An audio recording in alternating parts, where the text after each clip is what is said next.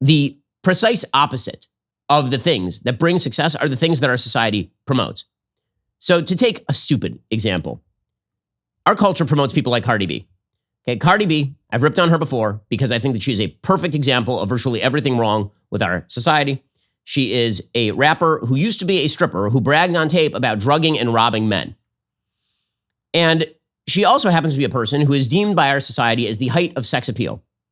That sexual satisfaction is supposed to be attained by acting like Cardi B or by imitating Cardi B. But the reality is that if Cardi B lives Cardi B's values, she ends up very unhappy. So Cardi B is married to a person named Offset. These were both of their given names. They both came out of their mothers, and Cardi B's mom said, I shall call her Cardi B. And Offset's mother said, I shall call him Offset. I don't know why not Onset, but Offset shall be his name. And then these two lovebirds married one another, and they've had a rather fraught relationship. And this is the model, by the way, for literally millions of people in the United States. Right? The thing that we used to model in the United States was, a solid marriage that lasted for an entire lifetime in which you were dedicated to the upraising of your children. But Cardi B's marriage is now splashed across page 6.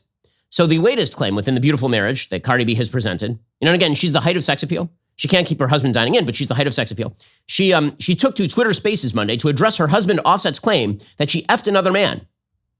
So apparently he put up an Instagram post, which is really just a delight. By the way, they have 2 kids, which this is all going to play amazing for the kids. He put up an Instagram post that says, my wife effed a N-word on me, gang. Y'all N-words know how I come. And then he apparently took that down, but she responded to that. She said, first of all, let me say you can't accuse me of all the things you know you are guilty of. Sing it with me, y'all. And I see that it is easy for you to blame everything on me. Yes, honey. Listen, she went on, speaking directly to her listeners. Don't pay attention to that country man, y'all. So here is Cardi B talking in the most eloquent terms about the state of her marriage. Don't pay attention to that country man, y'all. Don't pay attention to the country man. That Spaces the other day got my spiraling and thinking shit. Come on now. I'm Cardi B now. I think sometimes forget I'm Cardi B. If I was giving this to anybody, it will be out. I'm not just anybody. Can't me no regular, degular, schmegular, because they gonna tell the world. I don't even know how to translate that. In any case, this is what is presented by the upper echelons of our culture as high culture. Okay, we have to stop pretending that this is quote unquote low culture in the United States because it's not. Okay, this sort of stuff is promoted by every major media outlet in the United States. It is promoted by every single major streaming service in the United States. It is promoted as the height of American culture. You are literally not supposed to say things like, this stuff is ugly and bad, and her music sucks. You're not allowed to say that sort of stuff without people going crazy on you. That the message is promulgated by people like Cardi B, or for that matter, Nicki Minaj, that this music is garbage and that it actually is promoting harmful messages. Instead, we are supposed to pretend that it's a form of female empowerment and that people who follow its diktats are likely to lead happier lives. Well, here's the problem. Cardi B is not leading a particularly happy marital life. The people who are leading happy marital lives are boring fuddy-duddies. The people who are being promoted by our society as the models of marriage are people like Cardi B. Obviously, these are the things that actually matter. It's a society that promotes stupidity.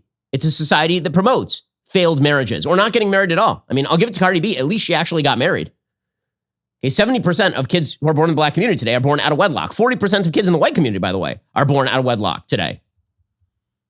Now, as we'll discuss in a moment, none of that happens in a vacuum. You actually have to have a supporting governmental structure to promote all of that. But that's not the only thing that we're promoting. So we're promoting stupidity in relationships. And we're also promoting fatness, right? Because we have decided that we're going to obliterate all the measuring sticks. So here's the thing. Again, we all know innately what success looks like. Success, when it comes to marriage, looks like you marry a person, you love that person, you stay with them until you die, you bring up kids with that person. Your relationship deepens over time. We all know what success looks like. It's not a big mystery.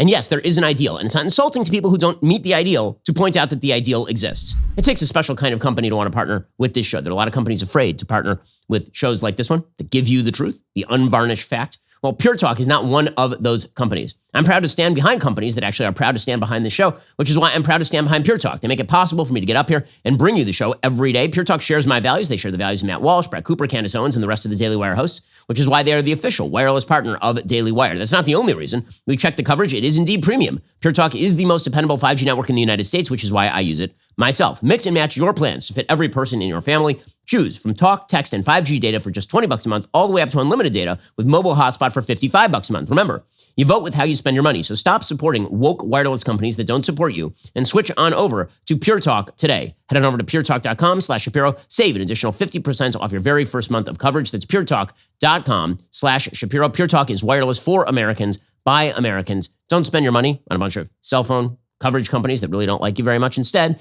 give your money to Pure Talk. You'll get the best coverage available, and you'll also be giving it to a company that actually backs a lot of the principles you believe in. puretalk.com/Shapiro. Save an additional 50% off your very first month of coverage. If you run a small business, important to plan ahead. One of the best ways to do that, use Stamps.com to mail and ship. We've been using Stamps.com at Daily Wire since 2017 because we don't like to waste our time or our money. Stamps.com lets you print your own postage and shipping labels directly from your home or office. It's ready to go in just minutes, so you can get back to running your business sooner. Stamps.com offers rates you can't find anywhere else, like up to 84% off USPS and UPS. Plus, they automatically tell you your cheapest and fastest shipping options. For 25 years, Stamps.com has been indispensable for over 1 million businesses. Get access to the shipping services you need to run your business directly from your computer. No lines, no traffic, and no waiting. You can print postage wherever you do business. They even send you a free scale, so you'll have everything you need to get started. Set up your business for success the way we did here at Daily Wire by getting started with Stamps.com today. Sign up with promo code Shapiro for a special offer that includes a 4-week trial for free, plus free postage and free digital scale. No long-term commitments, no contracts. Just go to Stamps.com, click that microphone at the top of the page, enter code Shapiro to get started with Stamps.com. Again, no reason to schlep all your packages down to the post office. Just do it all from your office and save time and save money. Stamps.com. Go check them out right now. There's a fascinating piece out by Ryan Burge, who's a scholar on religion and marriage, over at his Substack or his blog, grapheaboutreligion.com, in which he examines the fact that the kind of key identifiers of success in the world generally exist among the religious population in the United States, and they are declining among everybody else. And this is sort of a fascinating phenomenon to look at. There are a bunch of charts that he puts up to show this. So, for example, he puts up a chart showing that as education increases, religious practice or religious belief also increases to a certain extent, which is sort of the reverse of what we've been told. The reason that this is the case is because he's talking about not just people who identify as atheist or agnostic, he's talking about people who identify as none of the above. So when you look at people who are not religious in any way, or people who just are disassociated from religion, what you find is that people with some high school education, 32% of them believe in none, right, in these polls. 28% of high school graduates are a none. 26% of people went to trade school, but by the time you get to a master's degree, only 20% of people who have a master's are nuns, right? The nuns are people who suggest, of course, that they have no belief in religion or they're just unassociated with religion entirely. Not just atheists and agnostics, but people who say none. So as Ryan Burge points out, the trend is unmistakable. Those who are most likely to attend services weekly are those with a graduate degree. Those least likely to attend are those with a high school diploma or less. And one of the other things that correlates with is income. So what you will see is that the share of people who attend weekly by education and income level, the more educated you are, the more income you have, the more likely you are to attend church on a regular basis, which is precisely the reverse of what society tells you, what the media tell you. What the media tell you is that it's the most educated among us who never go to church, and it's the least educated among us who always go to church. And that actually is not true. When you identify that with marital status, what you find is that married people go to religious services weekly at a far higher rate than people of any other marital status. So what that means is that the people who are at your local church are probably, in your community, the best educated, the most likely to be married, and the most likely to be parents as well. Because what you find is that the share of people who attend weekly religious services based on marital and parental status, by far, people who are married and parents attend religious services far more clearly. So here's the thing. Take religion out of the mix for a second. The identifiers of success in American life: married, kids, high income, education. Those are now correlating extremely highly with religious practice. This is the point that Ryan Burge is making, and he's right. He says the results are hard to ignore and should sound some major alarms for any person of faith concerned about the large state of American society. Increasingly, religion has become the enclave for those who have lived a quote-unquote proper life: college degree, middle-class income, married with children. If you check all those boxes, the likelihood of you regularly attending church is about double the rate of folks who don't. All right, guys, the rest of the show continues right now. You're not going to want to miss it. We'll be joined by Aaron Ginn, co-founder and CEO of Hydra Host. If you're not a member, become a member and use code Shapiro at checkout for 2 months free on all annual plans. Click the link in the description and join us.